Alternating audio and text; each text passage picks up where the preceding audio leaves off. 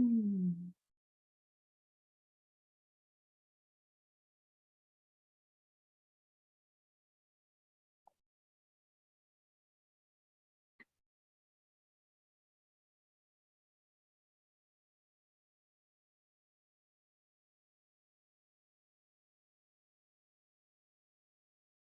I am so excited to introduce to you all Katie Kurtz. Katie is a licensed social worker, and her, oh, I'm going to start over. No problem. Let's see, her expertise. I'm trying to adapt it. Okay, got it. I'm so excited to introduce to you all Katie Kurtz, a licensed social worker. And Katie is a subject matter expert on trauma-informed care and its application across multidisciplinary industries. Using the Trauma Competency Framework, Katie trains and mentors leaders of all kinds on ways to make trauma-informed care inclusive and adoptable for all professions. Katie is the author of the Contain card deck, a reflective tool to hold space for yourself and others. Additionally, Katie is a partner and chief of content and consultation for the Evellere Group, a social impact consulting firm specializing in trauma-responsive cultures of care. Katie is also incredible on social media and educating. I found you, Katie, on Instagram, and every single post, I'm like, yes, yes, yes. Like the way you are so articulate and accessible and make trauma-informed care understandable in bite-sized pieces. I am just totally in awe and inspired. So happy to have you here. Welcome. Yeah, thank you so much for having me. You're welcome. Would you like to tell people where you are in the world, how you are today, and anything else you want to add to who you are? Sure. So I'm joining you from the unceded stolen lands of the Erie and Great Lakes Nations and Tribes, also known as Cleveland, Ohio. I'm always honored and love having and being in conversation and sharing space with people around trauma-informed care and how we can apply it. I came to this work just for a lot of reasons. Witnessing people with lived experiences of trauma, being within cultures of trauma and harm, and seeing how insidious this is, yet only seeing trauma-informed care being applied or talked about in hyperclinical settings. And people don't exist in their therapist's office. They exist in multiple social contexts. And so, especially now after and continuing to live through a global pandemic, which is a historical trauma that every single person on this planet either has been impacted directly or indirectly, we know that virtually every single person on this planet has a lived experience of trauma or toxic accumulative stress. So I always ask myself pretty much every day, if we know this, then why wouldn't we equip ourselves with the knowledge, skills, and tools to expand our empathy and understand our shared humanity and find ways to promote spaces and cultures of trust and healing and belonging? Absolutely. Why wouldn't we? That's such a good question. I'm guessing pretty much everybody who listens to this podcast is right here on board with us. So I'm excited to dig in. And I'd love to just start with your own working definitions of trauma and trauma-informed care. Yes, I love this question and I appreciate this question because this is where I always start too, is with shared language and understanding. Because if you Google trauma, you get 50 different definitions. And depending on who you're talking to, you can get the medical definition or the mental health definition or whomever's definition of trauma. And the reason why we have so many different ways of describing a very shared human experience is that trauma is non-binary. It doesn't fit into a box, it blows the box right up. And for so long, we used to have a very narrow definition of trauma, that we assumed it was these events, environments, and experiences that caused us to have these traumatic responses. But as we started to learn more about trauma, we began to understand that trauma isn't the event or the environment or the experience, it's our human response to those events, environments, and experiences. So the definition I use and I train on is that trauma is a human response to events, environments, and experiences that disconnect us from a sense of safety, stability, security, that are beyond our capacity to cope with. And we know that trauma can happen both individually, within a family, within a community, a culture, and beyond. And so really understanding, though, that key point that it's our human response, therefore, we tend to think, oh, well, war, injury, assault. We need to expand our understanding that there are many different ways we experience trauma. And what may be traumatic for me may not be for you. And we could be in the same event or environment. But that doesn't negate my experience or invalidate it. And that also it can help expand our understanding that no, not everything is trauma. And also it could be, there's a lot of nuance. There's a lot of multiple truths at the same time. And so kind of getting out of that either or thinking that our brains love and use to keep us safe and to survive, and really getting into the nuance of our human experience. Absolutely. I love that definition and the distinction between it's not the event or the environment, it's our reaction and response to it. And we can't compare, right? Yes. We absolutely cannot do that. No one wants to be a gold medal winner in the trauma Olympics, right? We don't need to start to use it to compare.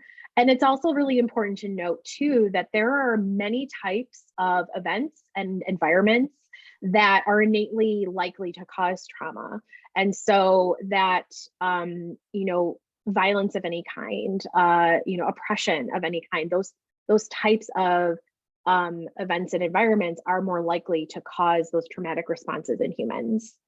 Absolutely. We could do a whole podcast times 10 just on the definition of trauma. Everything Absolutely. from the lineage of trauma, systemic oppression that connects to trauma, so much. And so I appreciate you using the word nuanced again and again, because it really is so nuanced and it's so connected to our own responses to it. Absolutely. I guess my disclaimer for this podcast that everything I say is very nuanced and use critical thinking and discernment.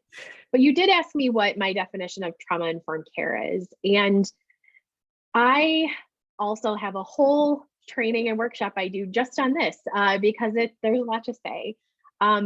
So personally, I believe trauma-informed care is an approach that promotes cultures of trust, of personal safety and healing that's inclusive and adoptable for all people. When we utilize trauma-informed care, it signals to people that I have some sort of skill development, usually through qualified training, that helps me really develop a lens to ensure that when people are in my presence, they can access safety, and that I am resisting harm as much as possible and promoting healing, making sure we understand healing comes in many forms, and cultural healing and collective healing. So that's how I define trauma-informed care. And obviously I have a lot more to say about that because it's what I do and talk about every day. But overall, it's that kind of approach. And it's not something you can just say or use language. You have to be it. It's an active approach. There's no arrival. It's an evolution. So it evolves as we evolve. Yeah, absolutely.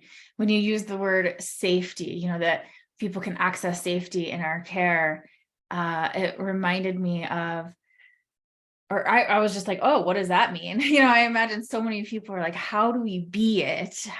In order for people to access safety? And I know both of us make a distinction between, we can't create a perfectly safe space. We're moving towards safety. Could you speak a little bit more towards that? Yeah. So I always tell folks that when I'm teaching, training, holding space for people, that this isn't a safe space because safety is a very personal feeling.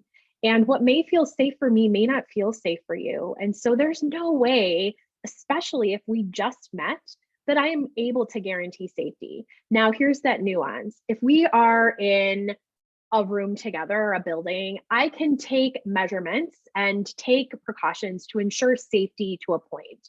Clean water, a safe kind of structure, ensuring there are some agreements or expectations to make sure people know they can't enter this space and cause direct harm or say certain things, that there will be consequences, etc. But overall, when people enter spaces that I'm holding, it would be very presumptuous of me to assume that everyone feels safe for me, especially when we start to consider people's lived experiences, the intersection of identities people hold, advantages, privileges, resources, etc. So instead of saying safe space, I use the term brave space. And I will say I did not coin this. This comes really from a social justice framework. However, in the terms of trauma-informed care in that kind of context, I really want people to be able to access personal safety in my presence. And in order to do that, I utilize skills and tools from a trauma-informed approach.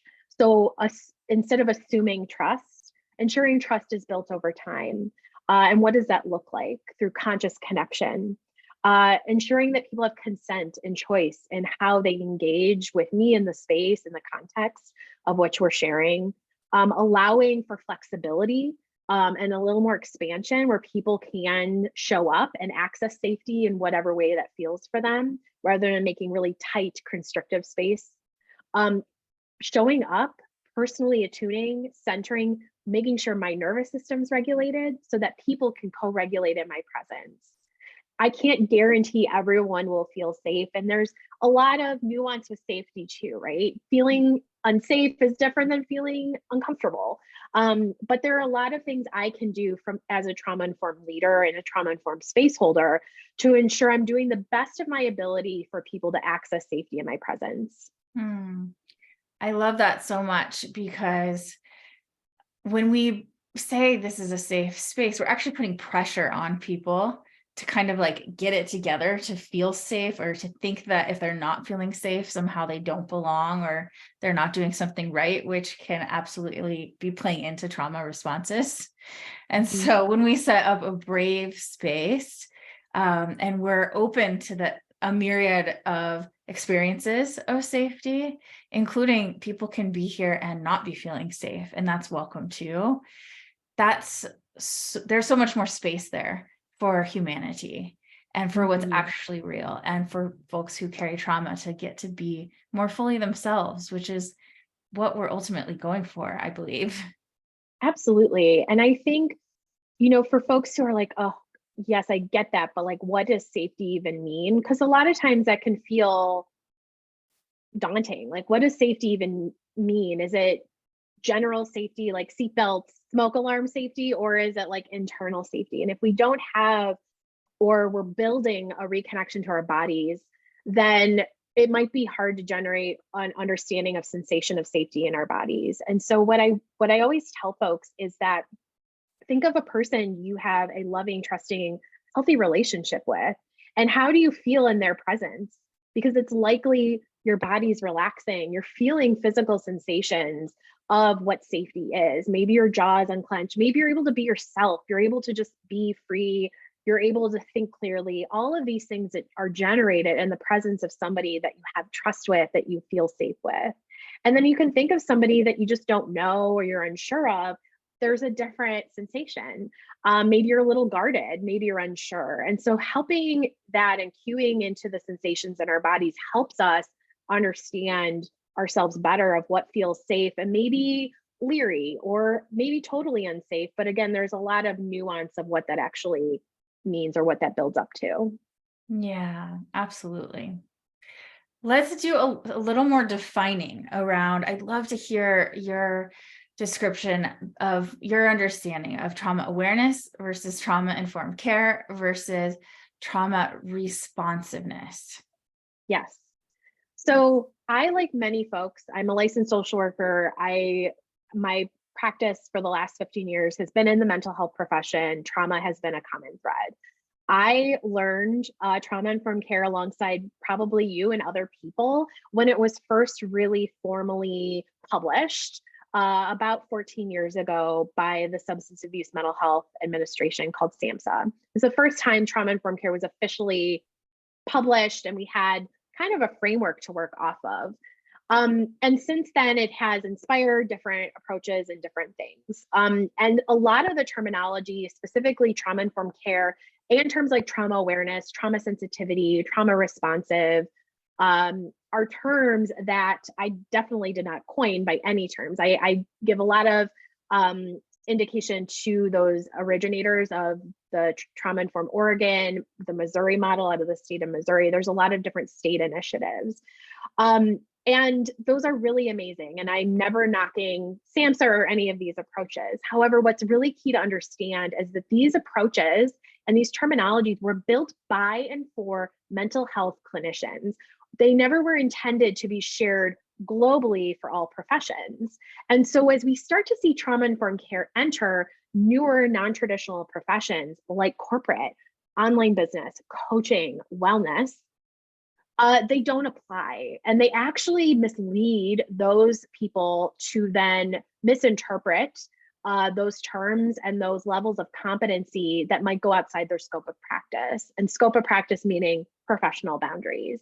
So I developed the Trauma Competency Framework. It's based and informed from all of these models, but to create an adoptable and inclusive approach to trauma-informed care and trauma competencies. And it's a scaffolded learning approach, and it's been utilized by myself and others to help create just a guidepost on understanding and learning about trauma and integrating it. So trauma awareness is knowledge. I know what trauma is. I have an understanding of it. Perhaps it's because I have a lived experience. Perhaps I've read a book. I listen to podcasts. I've done my own learning, but that's sort of where it ends. I just understand. I know what trauma is. Like anything, we're aware of a lot of different things, and sometimes that's just where it ends. The next level of competency is trauma mindfulness. Trauma mindfulness means I have an understanding of trauma and I have some tools to then activate being more mindful and considerate and sensitive to the realities of trauma in my everyday life. I'm using a few tools here and there. I'm being more mindful, just like any type of traditional mindfulness practice, but it's not necessarily an embodied or skilled integration. That next level of competency is trauma informed, meaning I have the knowledge, the tools, and now the skills to really embody and integrate this into the lens of leadership I have, into my scope of practice. That last competency is trauma responsive. These are our therapists, our social workers, our trauma specialists, our trauma recovery coaches, our peer supporters. They have a lot of education, credentials, continuing ed, supervision, the student loans to prove it, that create a scope of practice where they are responding to, addressing, and helping others to and through their trauma. Now, why I really emphasize these competency levels is you'll note that in those first three, aware, mindful, and informed, I never say you're going to be talking about people's trauma or getting your shovel out and digging or becoming a social worker. Because a lot of people are like, well, I don't want trauma-informed care. I'm not a social worker like you. Yeah. And I'm like, great, I don't want you to be. Yes. Everybody can be trauma-informed. Everyone has access and deserves trauma-informed care. It's those people who have specific scopes of practice that include addressing people's trauma. Those are our trauma-responsive folks. And that helps us create clarity and transparency at where we should land, given our line of work or where we're at in the season of life. Yes, I got full body goosebumps listening to you. I love how you've mapped this all out. It's so clear and it's just so easy to take in the information. Thank you. Yeah, I'm learning so much, and I've been doing this for the same amount of time as you, it sounds like. Would you group trauma sensitivity into the trauma mindfulness, or because I know a lot of people use the word trauma sensitivity? Yes. So there's a lot of different terminology. And I think that's important to note too, is that even in the mental health trauma world, there is not shared language and understanding. So that's again, like I sit at the intersection of multiple industries. And so when I'm in that world, I'm always like, we need some more shared language, some universality to this, because it's confusing. And we're seeing more and more people start to and want to adopt these lenses. So yeah, a lot of people use the terminology trauma sensitive. I personally don't. For several reasons, but really I want, when I train people in trauma mindfulness, I'm really helping them develop that mindfulness. So just like anything, how can I be more mindful? If we think of any type of thing, we can think of maybe climate change or environmental change. We can be more mindful by recycling. When it comes to mind, when we're making choices, when we're shopping, when we're choosing where to shop, we're being mindful of the realities of climate change in our choice. But it's not something we may be top of mind or integrated all the time. So just like anything, it's utilizing tools to integrate into a mindfulness practice so that it includes you. So I guess one differentiation between my approach to trauma-informed care, when I first learned trauma-informed care, I was taught this is the approach you offer to clients. This is about them, which yes, it is. And we need a bi-directional approach. It includes us too. So if we're not including our humanity in the space and the approach we're offering to others, then it's not trauma-informed care. We need to include ourselves and ensure we're practicing trauma-informed care approaches with ourselves as well as other people. Mm-hmm. Absolutely. I'm going to ask you more about that in a minute. I also really want to make the distinction that I don't believe every social worker and therapist is trauma responsive. I think a lot of people have that misconception that we are all trained to be trauma informed and to work with trauma in deeper ways to help resolve trauma. I would say actually a very small amount of us are. And so you have to keep your eyes out for those of us who do have those extensive training backgrounds to really know, like not every single person in the mental health field is deeply trained around trauma. And that's a very common misconception. Yes, thank you. If I could put it on a flag and wave it, yes, please be discerning, ask questions. If people truly are leading with integrity and they truly are leading with this approach, they will happily share who they trained with, how they were trained, how they continue their training, how they utilize these approaches. Hopefully they're integrated already on wherever you're finding them, like their website, etc. But people will happily share that. And please ask more questions, because the majority of people, like you said, in clinical positions, whether that's social work, therapy, counseling, marriage and family therapy, psych, definitely not healthcare, a whole nother tangent we can go down, are not trauma-informed. Trauma-informed care is typically not offered in master's level graduate program trainings.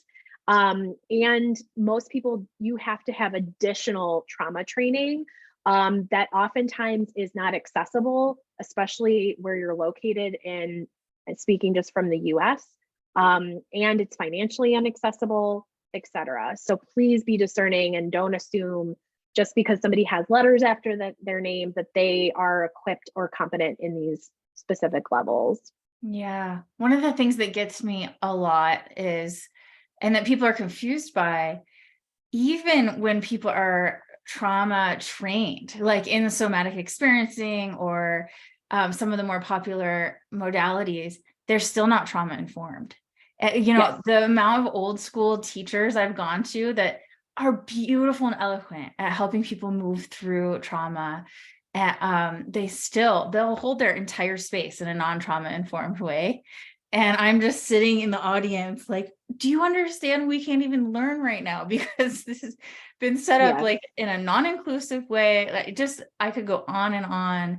And so few people understand that you have to be trauma informed and have those other competencies to really be able to help people feel safe enough to receive what they're coming for, whether it's learning or growth or connection, whatever it is.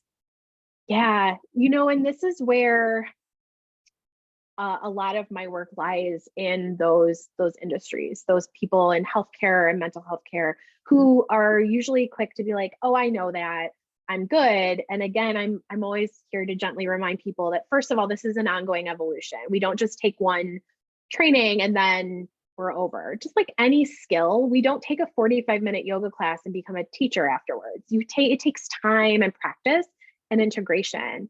And that's why the trauma competency framework is so key, because again, we can know everything about trauma. All these people who wrote books behind me, they know a lot about trauma. But are they then integrating trauma-informed care? I don't know. There's a difference between the two. We can't just assume somebody who understands and has a really strong knowledge framework of trauma to then provide trauma-informed care. Trauma-informed care has nothing to do actually with people's trauma. You shouldn't need to know about anybody's trauma, their stories, anything like that. It's using a strong understanding of trauma to inform your actions and interactions with others, why you're showing up in that way. And so, it might affirm a lot of what you're already doing, but if you know now why you're doing it from a trauma-informed lens, it shifts it into that expanded competency. Yeah, absolutely. Which is why I love, that we don't all have to be trauma specialists.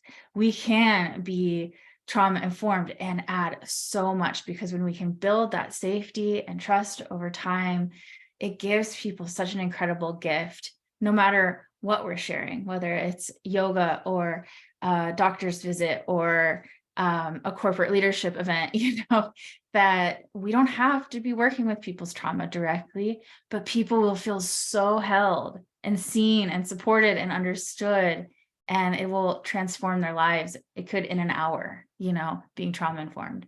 One of my favorite examples of this is I've been working with a local hair salon for a few years now, and we all pretty much know the experience of going to get our hair cut. We sit in a chair, we talk to the person, they shampoo, cut. There's usually a lot of small talk. I have been working with them on integrating these approaches, and they have been, and it's transformed not only their client experiences, but their team, because they offer now silent haircuts. So I can choose either ahead of time or in the moment if I want to experience a silent haircut, meaning both parties are totally okay with just silence and not talking. And it doesn't mean you have to maintain it the whole time, but it allows for people like me who hold space for people all day, every day, to decompress. It also allows for people like me who are introverted and can't stand small talk to not do it. And it creates such an enjoyable experience, not just for me, but for the stylist, who is also able to then honor that person and gives them some respite in their day. So again, no one would ever think, oh, go to the hair salon to get my nails or hair done, and I'm going to be held in a trauma-informed space. But in that space you are, and we're starting to see it integrated more and more in these non-traditional or uncommon spaces. I literally just had a tear come to my eye. When I go to the hair salon, I'm highly neurodiverse, and I get out my earplugs and I make all these excuses, or I used to, I don't anymore. I was like, okay, I have sound sensitivity. I'm just going to put in my earplugs. I hope you don't mind, and then I get that peaceful experience, but to have somebody actually offer it to me would be just so incredible.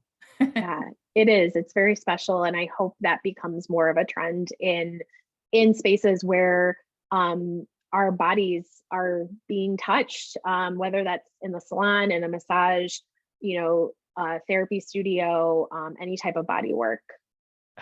So good. That really sparked another question that I get all the time from participants in my programs, which is being trauma informed fawning? Is this people pleasing? Is this tiptoeing? Are we re-perpetuating trauma responses by coddling people? Yes. Funny you should mention this. I've been doing a little trauma-informed myth busting lately, and this is actually next on my list. I can totally understand where people are coming from. Well, if we're constantly giving choices, or we're constantly affirming people's, all the time, aren't we just creating more work or more coddling, or not letting people really experience life? And I can understand if you have a very limited definition of trauma-informed care, or you've never received it, that you might think that. However, trauma-informed care, let's remember, is a very long-standing approach, 50 plus years in the making. It's evidence-informed, And it's a humanity affirming approach, meaning I am honoring your humanity and in turn honoring mine too. And when we're allowing people choice, not 20 choices, maybe 2, 3, we're giving them the ability to access their self-determination and their autonomy and their agency. And when we're able to give people that option, we're affirming that, hey, I see you as a sovereign human that can make choices. I trust you know yourself best, given the scenario or the context we're in. Please do that so that you can show up in whatever space that you're in a way where you can get the most out of this experience, whether that's learning or support or opportunity or access, whatever it is. And so that's not coddling, that's being a good person. Like, I hate to really sometimes I'm in positions where people give me the crunched face. They're like, what do you do? What is this? And sometimes, and I hate doing this, I have to really boil it down and be like, I teach people empathy. Like, this is high level empathy. Empathy's learned. And so when we're especially in a culture and society here in the US, like, empathy can be a struggle. And we're teaching people to expand our empathy, to understand that not everyone's the same. I'm not the same person I was 6 months ago. And I'm sure as hell not the same person I was March of 2020, pre-pandemic. So, but the choices I made then are not the same choices I'm going to make now. And I should have the freedom and the ability to change my mind. And so when we're offering trauma-informed care, we're giving people access to affirm their humanity, ours too. It's not boundaryless and free for all. There's a lot of really beautiful boundaries in trauma-informed care. It's actually more boundaried than most people will think. And it's allowing for more space for people to access that, but also for you so that you can show up within your capacity. Again, there's that bi-directionality. I don't think there's any coddling around empathy or compassion.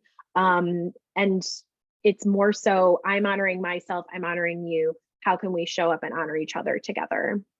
Absolutely.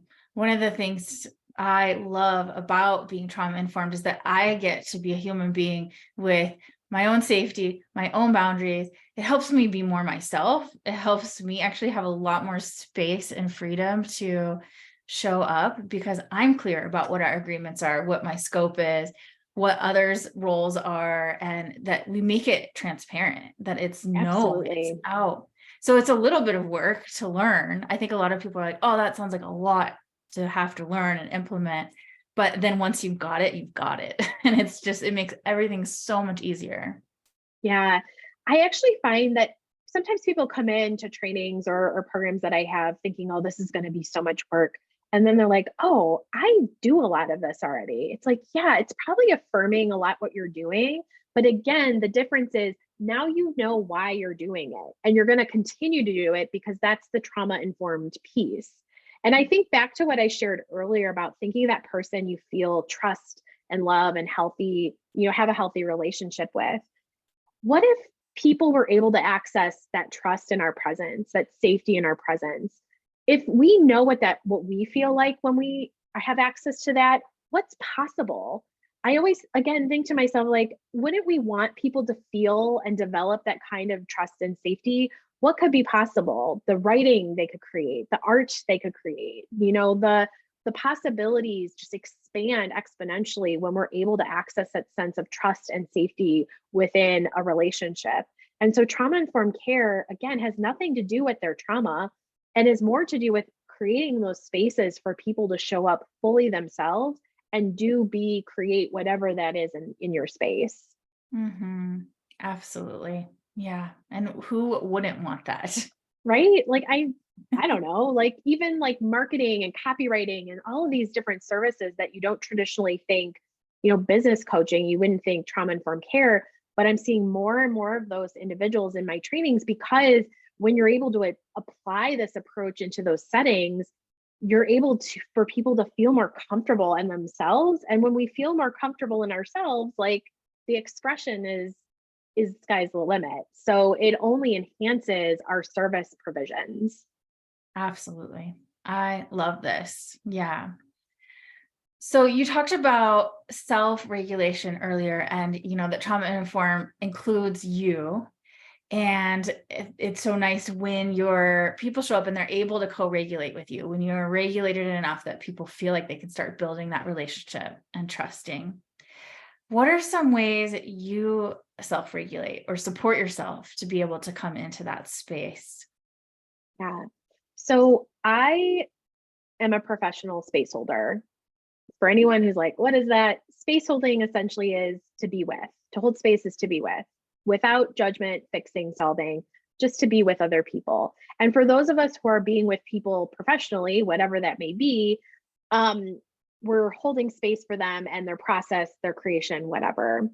So I teach trauma-informed space holding, and one of the core elements of trauma-informed space holding is personal attunement. It's a practice that includes several elements to ensure that as a space holder, I am showing up in a way that is centered and anchored and regulated so that I can promote co-regulation in my spaces, meaning that neutrality within our nervous systems, where when we have that neutrality, we're able to better access safety in our bodies and being. So personal attunement is such a core component of my practice because I'm holding space for different people in different ways all the time. And I have to be mindful of my capacity. In full disclosure, as a professional space holder, I'm also a full-time caregiver. My mom has Alzheimer's and my dad has significant chronic health issues. So I'm also holding space personally for really big, heavy, griefful things. Plus like my partner, my relationships, etc. So my capacity wavers. And sometimes I'm full capacity and sometimes I don't have as much to give. So I really have to attune to myself and integrate these practices. And they shift based on myself and the season of life I'm in. Right now, for me personally, that looks like I always have an incredible therapist. A therapist for therapists is just cherry on top. They're far and few between, but really incredible. I have entrepreneur peer support, people I can go to.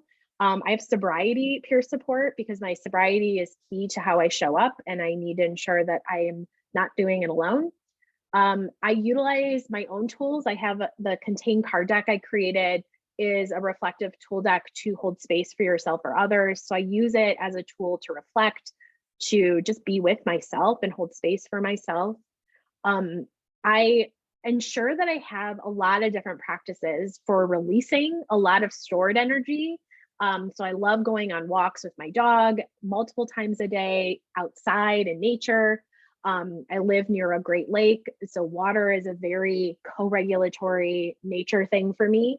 And then I also need things to decompress. And so having, listening to specific kind of music, my Netflix, my shows, our nervous systems love predictability, consistency, and repetition. So there's a reason why we watch the same show 450 times. But for me personally, I have to be very mindful of, am I watching this show and eating ice cream because these are my things that are helping me regulate? Or am I numbing and dissociating? Because this can be a really slippery slope for me personally, but I know that about myself. And so tuning in, being real, and offering myself a lot of space and grace is how I can really tend to my nervous system, which tends to resilience. And for me, resilience is building our capacity through these practices. I was just kind of off daydreaming about each of those regulations and walking by a lake with you and watching Netflix. I love my Netflix regulation. Yes. And I will say, I think it's so easy, especially in the online world, to be like, oh, this person meditates every day and has their lake walks and everything's ethereal and beautiful. And yeah, sometimes it is, but honestly, sometimes regulation for me is crying in the car and screaming into a pillow or kicking something, not someone. And, it's not, sometimes it's literally sleep, eat, drink water, basic survival. So, having lots of different tools I find is super supportive because I don't know how I'm going to show up that day. And also allowing it to just be what it is and not some glamorous Instagrammable moment and just letting it be real is also allows me personally to move away from that perfectionism tendency that I tend to have. Oh, so much permission there. Yeah. And I love that it's like a moment by moment. It's not one thing. It's Yes. whatever you can and need to lean into in the moment. Yeah. And exactly, giving yourself permission to do, be, feel, or say whatever you need right then. It gives yourself that space and grace so that you can really tend to what you need. Yeah. Oh, and one thing I noticed was that you're not talking about doing those things while you're space folding, while you're in Yeah. it.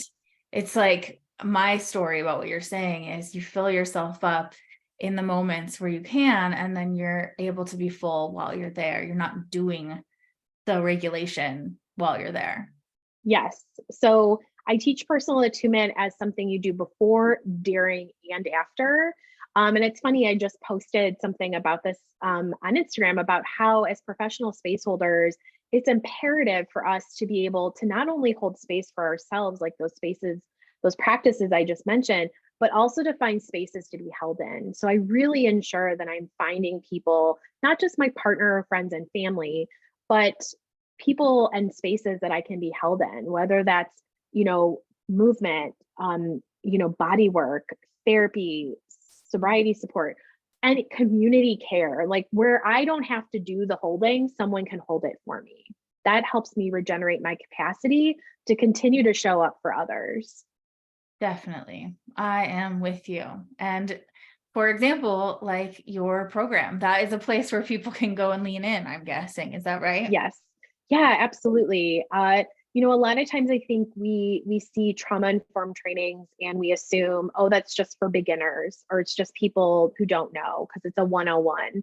And honestly, I train hundreds of people a year and they're from all walks of life, all professions, and all different levels of competency. And I think we need to get, as somebody in like the social work therapy world, we understand continuing education and the need for supervision and mentorship. And I really hope, and I'm excited to see more of that enter the coaching and wellness and online business world, because those are integrative into our leadership and our evolution as space holders. So Cultivate is the trauma informed space holding training I lead, and it is truly a container to be held in, to learn, to grow, and to cultivate